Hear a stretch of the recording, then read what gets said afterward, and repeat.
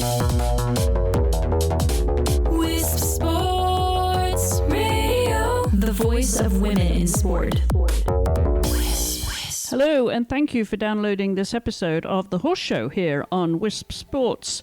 I'm Chris Stafford, and this is Season 4, Episode 15.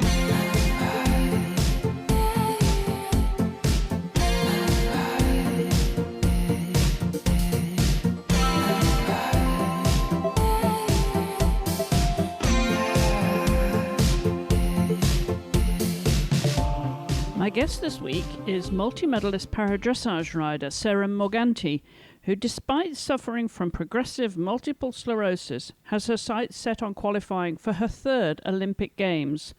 The 43-year-old Italian has already collected several gold medals at World Games, including gold at the 2014 Games, followed by gold in the 2018 Games in Tryon in both the freestyle and individual tests. Sara has also won 4 bronze medals at the European Championships, starting in 2019. She began riding actually at the age of 13, and when she was diagnosed with MS in 1995, she focused on para dressage and has established herself as a driving force in the sport. Aside from Olympic qualification, her other goal this year is to win medals at the European Championships. I spoke to Sara at her training stable in Pisa, Italy. Sara, welcome, and thank you for joining me. Thank you for asking me to be with you. It's really, really nice. And I'd like to start with telling everybody where you are, because they may hear beautiful birds song while we're talking, and it sounds as if you're in a beautiful place. So tell us exactly where you are at the moment. Well, I'm in the best of places because I'm at the riding center where I love the most to be, and that's why you're hearing the birds singing.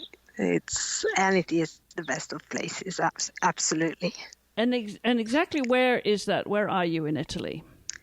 Well, I ride in Pisa, in Tuscany, and I even live here now at the moment because it's easier for me because of my job and my husband's job and where the riding center is. So this is my place now, even if I'm coming from another little town in Tuscany. Now I live here. And of course it's very hot now, but you've got 2 horses to ride almost every day, don't you? Tell us about the horses that you currently have in work, because I know your focus is on qualifying for Tokyo. That's the main goal right now, isn't it? Yes, absolutely. The main goal is to go to Tokyo 2020. So we decided to concentrate on my 2 horses. Royal Delight's the one with whom I won all the important medals. So the 3 gold world medals, the silver medal still in the World Equestrian Games, and 4 bronze medals at the European Games. So she's the one who is at the moment the best one. And then I'm also riding Ferdinand di Fonte Abeti, who is my second horse I bought in 2015. He took quite a while to get together with me and to understand what type of work he has to do, but now he's starting to get really very good results, so we are very happy because I have a very good second horse.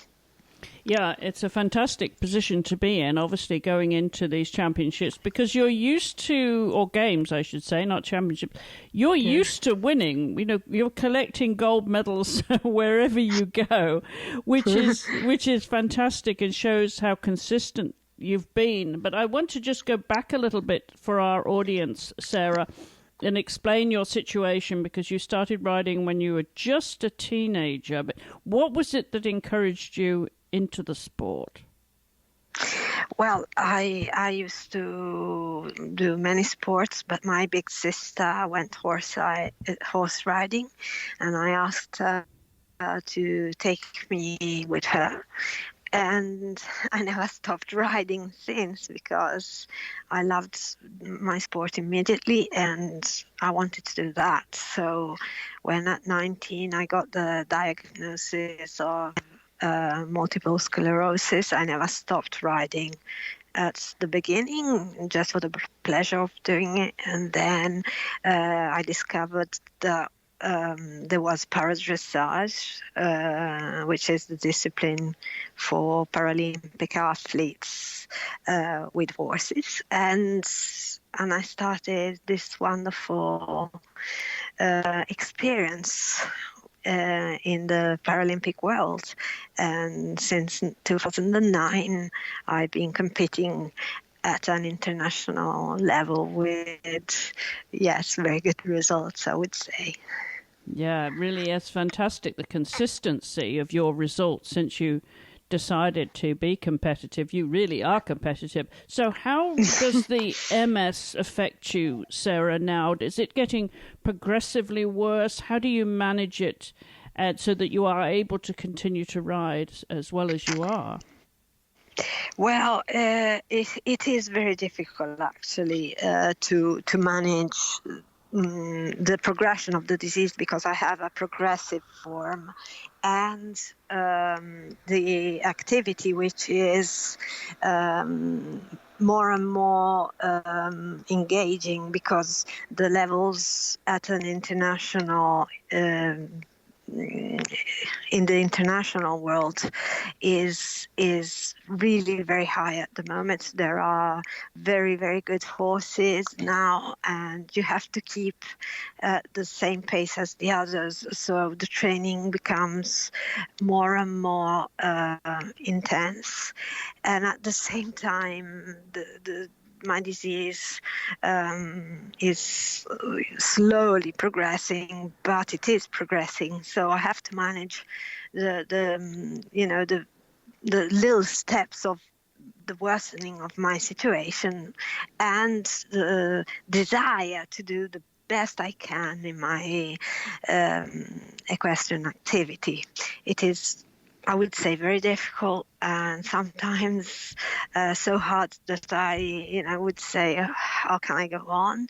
And then I go on because I love it so much, because horse riding for me is one of the best things I do. So even if I get very tired and I have a lot of pain sometimes and have difficulties, it's always, how do you say, the game is worth any effort. So right, that's why I go on.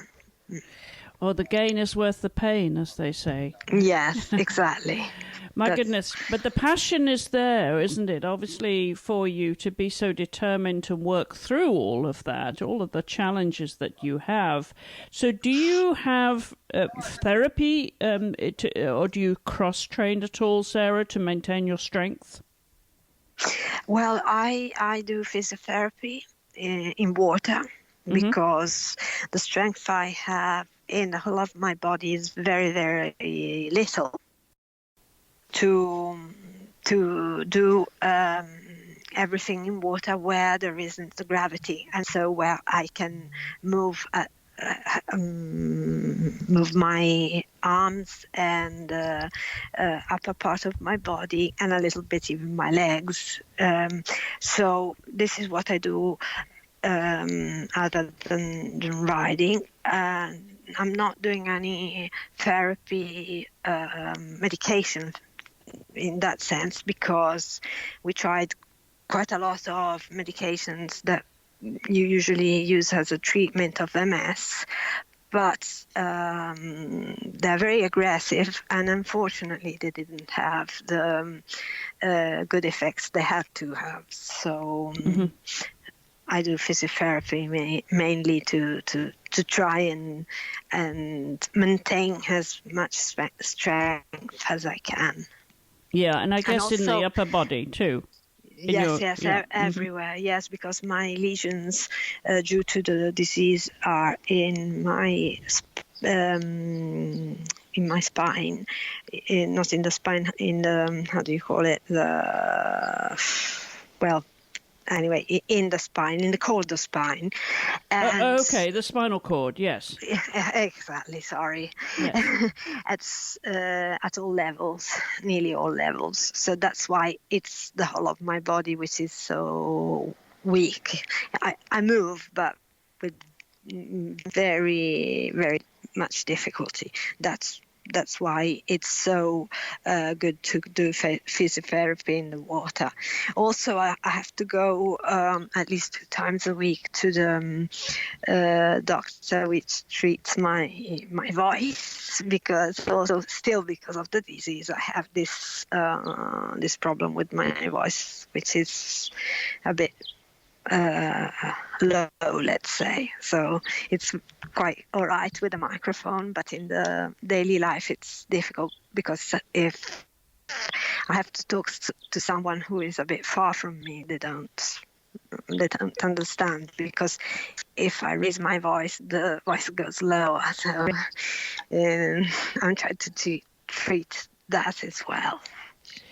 And despite these challenges, you are focused on another Olympic Games, hopefully picking up more medals. But in terms of the challenges you faced, the last Olympic Games was not so lucky for you. That must have been a huge disappointment when your horse failed the veterinary inspection there, the trot up.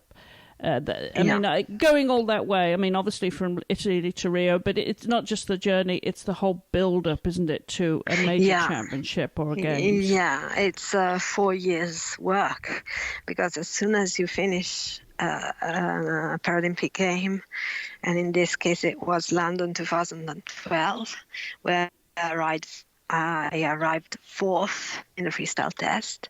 Then you start working already for the next one. And when I arrived at Rio, I was first in the world ranking list. So I had a good possibility to win a medal. And I hoped for it, must admit this. And when the horse didn't pass the vet inspection, was a terrible disappointment, and for a while I thought that I didn't want to go on with the activity if I had to put so much effort and then be so much disappointed without being able to do anything about it. So it took a while, and then I decided that I had to go on, because I love doing this. I love competing, but mainly I love riding every day. To have a goal is very good for your spirit, because especially with a progressing situation like my one, of my disease, to have a positive thing to work for makes you be more strong when you find a difficulty due to your physical situation. So I want to continue doing this as long as I can, even if there are some things that are disappointing, because it's the way life goes, and so I have to accept it in life and in my sport. Now, you train with 2 different coaches, I see, Laura Conz and Alessandro Benedetti. Why do you have 2? Do they do different things with you, Sara? Well, they cooperate, let's say, because Laura Conz was once the national federal trainer. Then in 2017 she stopped working for the federation, but as I won when she was the national trainer, I won the first gold WEG medal. We decided, me and my personal trainer Alessandro Benedetti, to follow on the work we had done until then with Laura Conz. It's a cooperation. They don't do different things. They cooperate.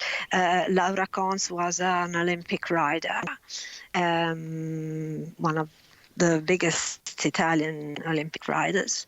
And so she has a very, very long experience with horses and a lot of know-how. And so we work very well with her. And Alessandro Benedetti rides nearly daily my horses, because I'm in a very low grade, so very high disability, and this means that my horses have to be ridden by my trainers.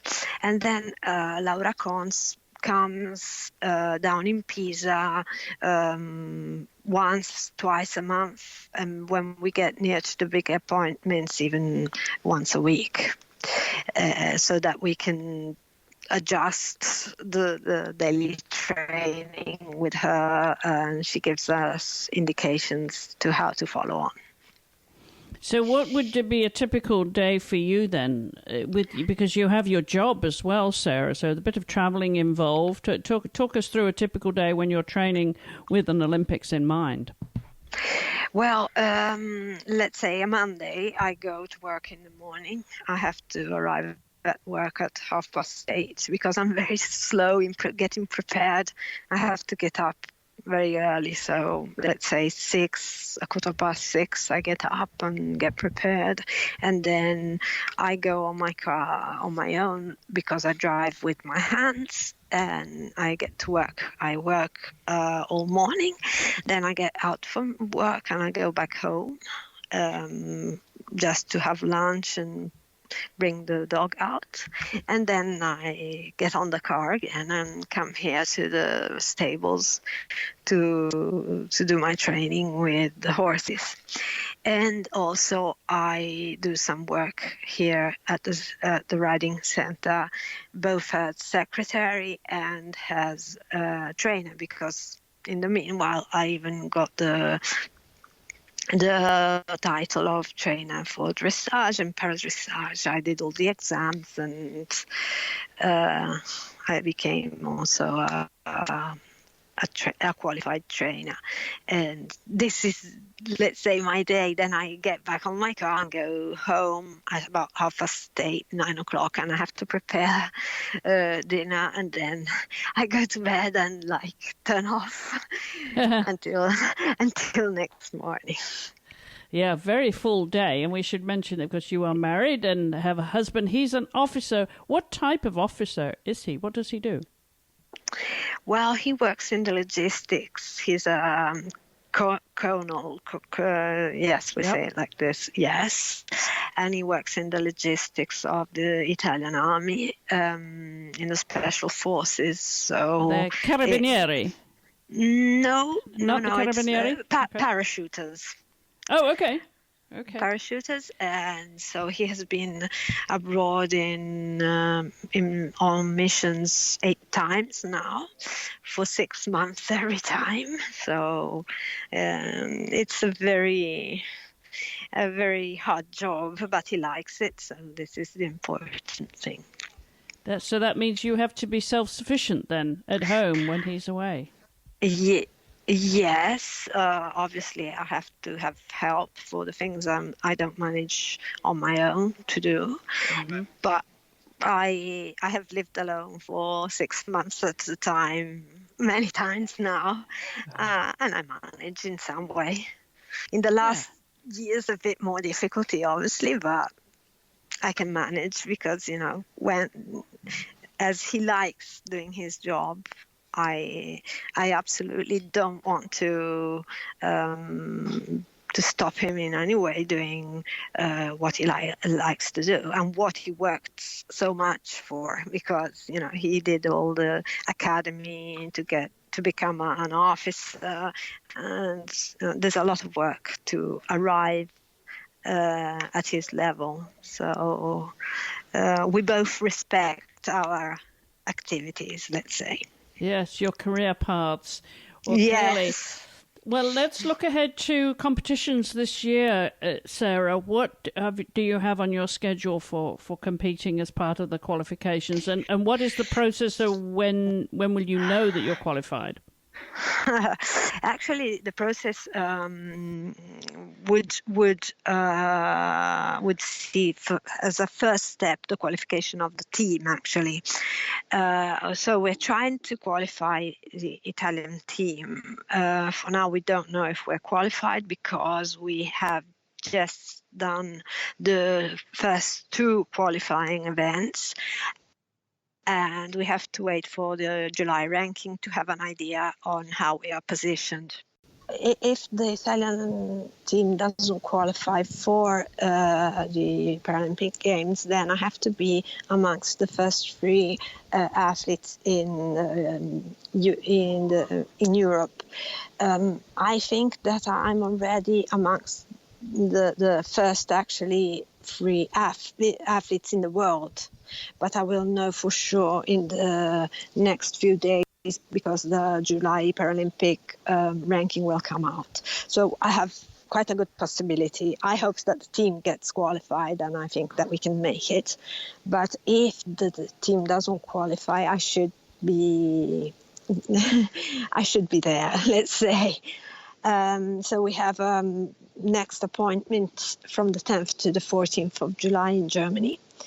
And that is a qualifying event. And then we go to the European Championship in Holland in August. Unfortunately, the European Championship isn't qualifying because of a fairness of the qualifying criteria, because other continents such as Asia and I think even America don't have the continental championship. So it's not fair that the European Championship are qualifying when there isn't an Asian one.